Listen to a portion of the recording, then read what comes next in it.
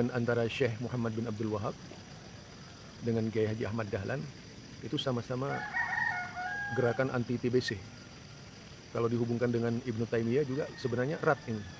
Karena Ibnu Taimiyah adalah orang yang pertama kali meletakkan asas dasar-dasar kembali kepada tauhid yang murni. Meskipun musuh Ibnu Taimiyah ini tidak terbilang, bahkan kalau kita biasanya mendengar kalimat-kalimat yang sopan dari orang-orang sebelah itu ya, orang-orang sebelah ini kan sangat sopan kepada ulamanya, kepada kiainya yang dianggap berilmu. Tapi begitu menghadapi Ibnu Taimiyah, mereka tidak sopan lagi gitu. Begitu menghadapi seorang ulama seperti Syekh Ibnu Taimiyah, tidak sopan lagi. Bahkan digambarkan tidak pada tempatnya seorang Ibnu Taimiyah. Demikian juga dengan Kiai Haji Ahmad Dahlan yang mengikuti jejak pendahulu-pendahulunya seperti Syekh Muhammad bin Abdul Wahab yang anti TBC. Itu membuat semua orang yang anti Syekh Muhammad bin Abdul Wahab makin meradang ini. Kalau kita melihat mereka ini makin meradang, makin tidak suka dengan perilaku Muhammad bin Abdul Wahab sampai digambarkan tidak pada tempatnya.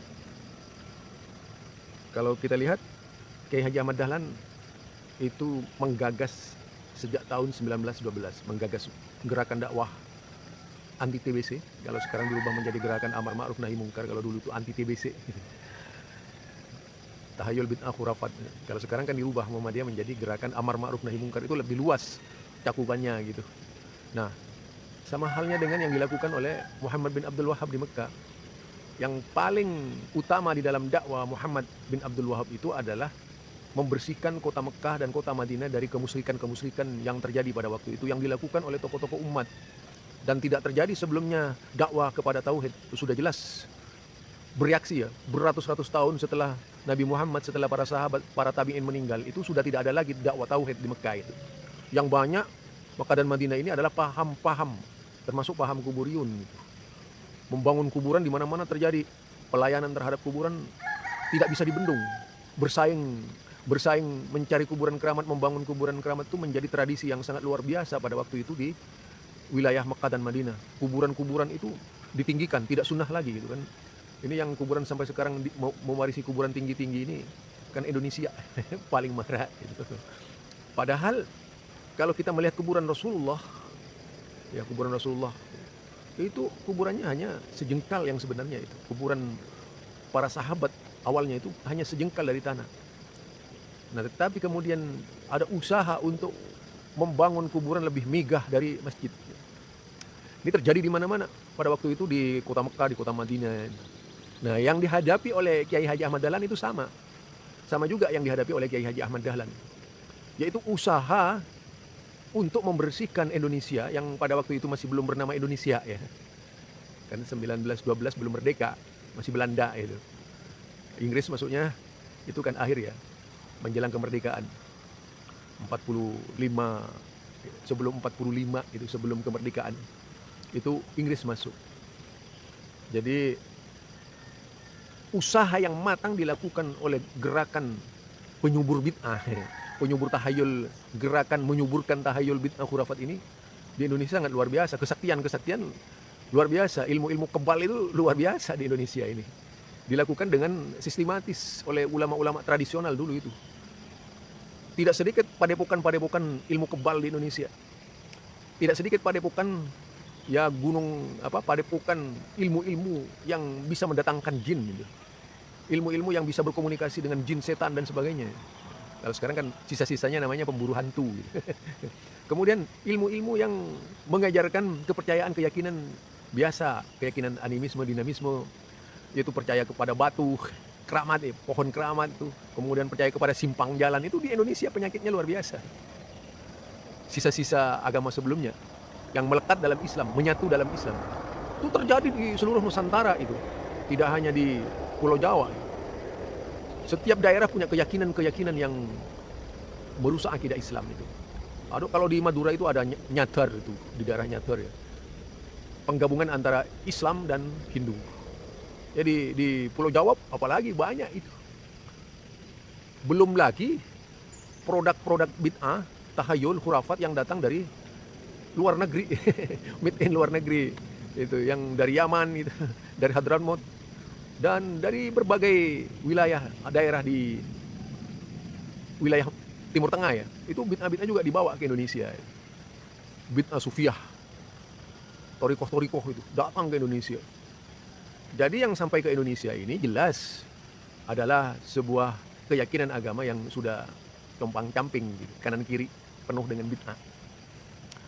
Nah ini kemudian digagas oleh Kiai Haji Ahmad Dahlan bagaimana supaya Islam ini bersih, tidak ada lagi tahayul, tidak ada lagi khurafat, tidak ada lagi bid'ah gitu. Kalaupun mau bermazhab menurut Kiai Haji Ahmad Dahlan, ya bermazhab yang murni saja. Imam Syafi'i itu kan murni. Kalau benar-benar kalau mau bermazhab Imam Malik, mazhablah Imam Malik dengan murni. Kalau mau bermazhab dengan Imam Abu Hanifah, bermazhablah dengan Imam Abu Hanifah yang murni. Kalau mau bermazhab dengan Imam Syafi'i, bermazhablah dengan Imam Syafi'i gitu. Tidak dengan tambahan-tambahan yang menyebabkan rusaknya, yaitu kemurnian yang dibawa oleh imam-imam yang 4 ini gitu. Pada waktu itu ya, yang dilakukan oleh Kiai Haji Ahmad Dahlan. Karena sebelum ada majelis tarjih ini, Kiai Haji Ahmad Dahlan adalah seorang tokoh yang berwawasan Imam Syafi'i. Tapi kalau kita lihat kitab-kitab Imam Syafi'i kan tidak ada tahayul, tidak ada bid'ah itu. Coba baca itu Al-Um ya. Mana di dalam kitab Al-Um itu yang mengajarkan bid'ah? Tidak ada itu. Nah sekarang masalahnya orang-orang yang mengaku sebagai pengikut mazhab Syafi'iyah itu banyak melakukan bid'ah, menambah-nambah dalam mazhab Syafi'i. Tahlilan disandarkan kepada Imam Syafi'i gitu. Kapan Imam Syafi'i itu mengajarkan tahlilan? Nah, kemudian tawassul disandarkan kepada Syafi'iyah. Kapan Imam Syafi'i mengajarkan tawassul macam sekarang ini gitu. Lah ke berbagai macam amalan-amalan baru di dalam Islam ini disandarkan kepada Syafi'iyah. Dosa itu loh. Kalau kemudian menyandarkan kepada beliau tidak pernah mengajarkan. Imam Syafi'i itu ulama besar. Kalau dibaca di dalam kitab Al-Um, dinamakan kitab itu Al-Um itu kitab Indo. Yaitu pandangan-pandangan Imam Syafi'i yang begitu luas terdapat dalam kitab Al-Um ini. Ketika dilihat dan dibaca di sana, itu sangat sunnah beliau berpegangan. Meskipun itu pada waktu itu berkunut, itu adalah kualitas keilmuan beliau pada waktu itu. Beliau berkunut gitu. Sama halnya dengan kualitas Imam Malik yang tidak berkunut, kualitas Imam Ahmad bin Hanbal yang tidak berkunut. Mereka ini benar-benar berjalan di atas ijtihad. Lah tetapi kalau cuma ikut-ikutan tidak mempelajari kitabnya Imam Syafi'i, bagaimana kemudian akan tahu ajaran Imam Syafi'i? Ngaku-ngakunya saja sebagai pengikut Imam Syafi'i, tetapi amalannya tidak sebagaimana yang tercermin di dalam kitab Al-Um. Saya mengajarkan. Justru kalau ada, meskipun Muhammadiyah ini yang dikembangkan oleh Kiai Haji Ahmad Dahlan kemudian itu dianulir oleh Majelis Tarjih Muhammadiyah, itu menggunakan misalnya iftitah. Wajjahtu wajhiya lilladzi fataras samawati wal arda hanifan musliman wa ma ana minal musyrikin inna sholati wa nusuki wa mahyaya wa mamati lillahi rabbil alamin la syarika lahu wa bidzalika umirtu wa ana minal muslimin. Itu inna sholati wa nusuki wa mahyaya wa mamati lillahi rabbil alamin la syarika lahu wa bidzalika umirtu wa ana minal muslimin. Allahumma antal maliku la ilaha illa anta rabbi wa ana abduka dhalamtu nafsi wa i'taraftu bi dhanbi faghfir li dhunubi jami'an innahu la yaghfiru dhunuba illa anta wahdini li ahsanil akhlaq li ahsaniha illa anta. Itu diajarkan Imam Syafi'i di dalam kitabnya. Dibaca Muhammadiyah malah yang baca itu. Lah, kalau yang merasa pengikut Imam Syafi'i mestinya membaca iftitahnya Imam Syafi'i yang panjang ini, tapi nggak baca. Justru Muhammadiyah yang baca itu. Karena apa? Sesuai dengan sunnah. Nah, Imam Syafi'i sesuai dengan sunnah. Allahumma ba'ad baini itu juga ada dalam kitab Al-Um Imam Syafi'i. Jadi di situ kadang-kadang telerornya kita mengaku sebagai pengikut mazhab Imam Syafi'i, tetapi tidak sebagaimana yang diajarkan oleh Imam Syafi'i. Nah ini, jadi kalau kita melihat perbandingan antara Kiai Haji Ahmad Dahlan dan Syekh Muhammad bin Abdul Wahab, Syekh Muhammad bin Abdul Wahab itu yang disebut dan mendapat gelaran Wahabi, yang diberantas itu orang-orang yang mengagung-agungkan kuburan.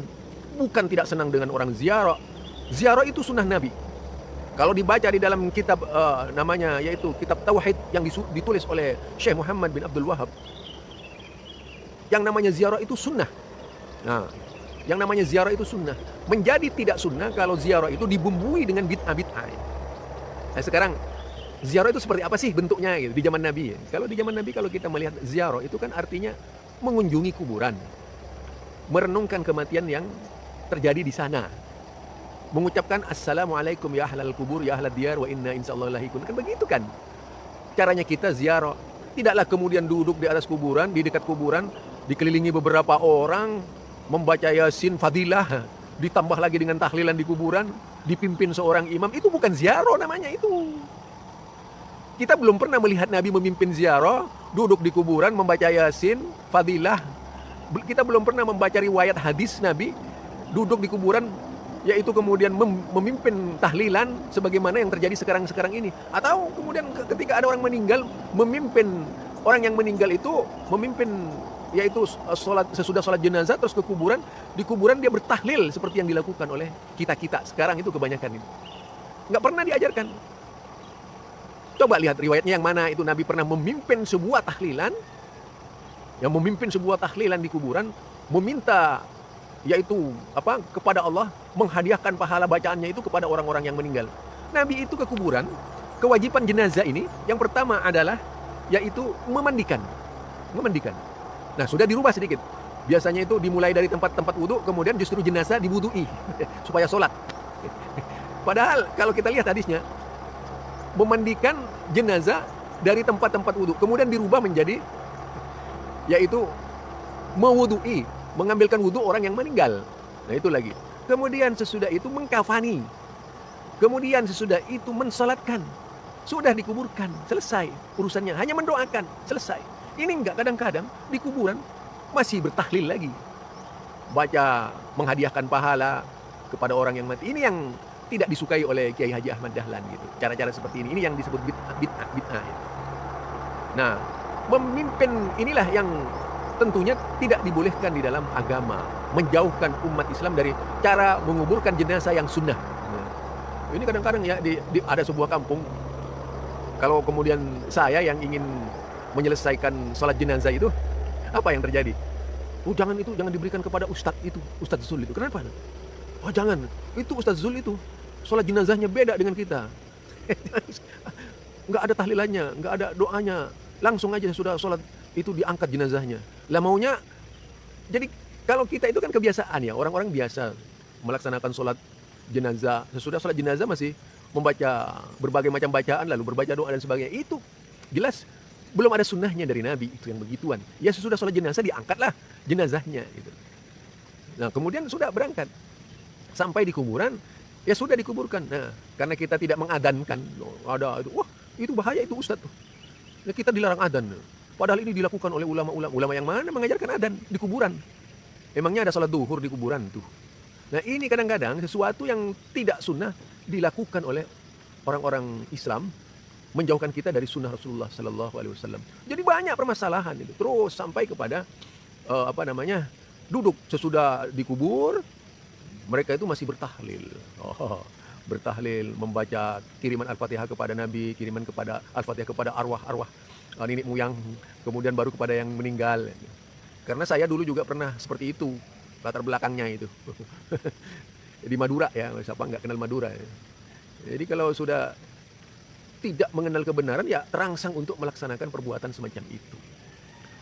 Ya, itu saya mantap itu di Muhammadiyah, sangat mantap sekali. Kenapa? Saya meyakini sebuah kebenaran itu memang di Muhammadiyah sama dengan Imam Abu Hanifah, tidak ada bid'ah di Imam Abu Hanifah, di Imam Malik, Imam Syafi'i, Imam Ahmad bin Hanbal. Lah saya belajar seperti itu. Jadi itu yang dilakukan oleh Muhammadiyah. Jadi Kiai Haji Ahmad Dahlan itu awal langkah pertama melakukan pembersihan TBC tadi. Muhammad bin Abdul Wahab melakukan yaitu TBC, anti TBC di Mekah, di Madinah. Muhammad bin Abdul Wahab itu